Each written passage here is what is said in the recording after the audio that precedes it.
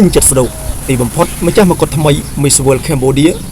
2026បានទៅលើបវរកញ្ញាដ៏មានឥទ្ធិពលរូបនេះបាទជំរាបសួរពុកម៉ែបងប្អូនក៏ដូចជាសួស្តីប្រិយមិត្តអរគ្នាមហាជនដែលជាអ្នកគាំទ្រតែងតែតាមដានកម្មវិធីប្រកួតសម្រស់ Miss World Cambodia ច្បាស់ជាបានជ្រាបហើយជុំវិញរឿងរ៉ាវម្ចាស់មកុដប្រចាំឆ្នាំ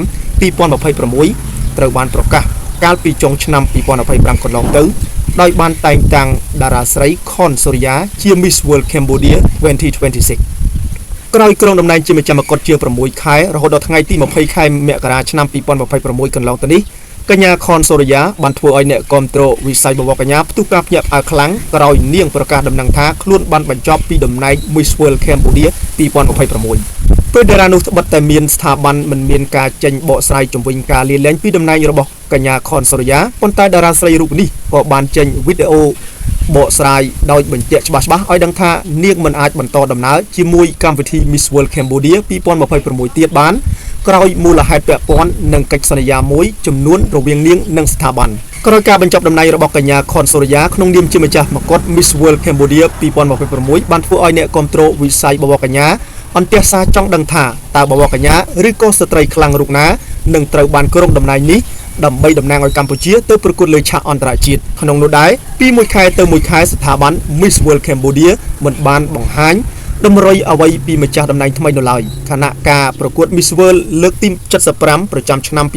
2026នឹងមកដល់នៅដើមខែសីហាឆ្នាំ2026ហើយនៅឯប្រទេសវៀតណាមយ៉ាងណាមិញក្រោយការរងចាំអស់រយៈពេលប្រមាណ7កន្លះឆ្នាំក្រោយការបញ្ចប់តំណែងរបស់ខនសូរិយានោះមកដល់ថ្ងៃទី8ខែកក្កដាឆ្នាំ2026នេះអ្នកគាំទ្រវិស័យបវរកញ្ញាបានបង្ហាញការភ្ញាក់ផ្អើលនិងរំភើបចិត្តយ៉ាងខ្លាំងក្រោយ Page Miss World បានបង្ហាញមុខបេក្ខភាពបវរកញ្ញាថ្មីដែលត្រូវតំណាងឲ្យកម្ពុជា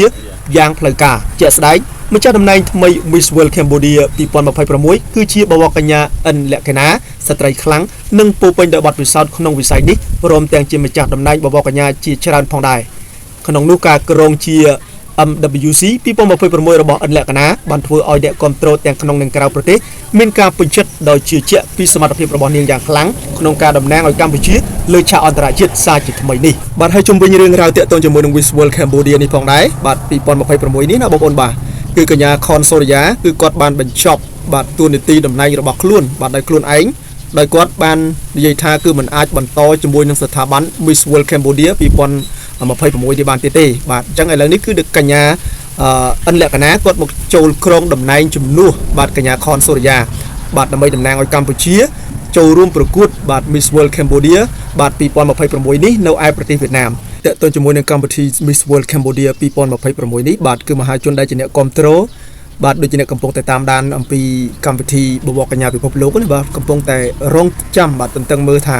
តើកញ្ញាអិនលក្ខណាគាត់អាចយកនៅមកុដមកកាន់ប្រទេសកម្ពុជាបានដែរឬទេបាទនៅនានឹងទឹកដីប្រទេសវៀតណាមណាបងប្អូនបាទអញ្ចឹងសង្ឃឹមថាបងប្អូនក៏ដូចជាប្រិយមិត្តអរគ្នារងចាំតាមដានទស្សនាជាមួយនឹងអេដមីនអរគ្នានិងរងចាំលទ្ធផលមើលថាទៅជាយ៉ាងណាទាំងអរគ្នាបាទ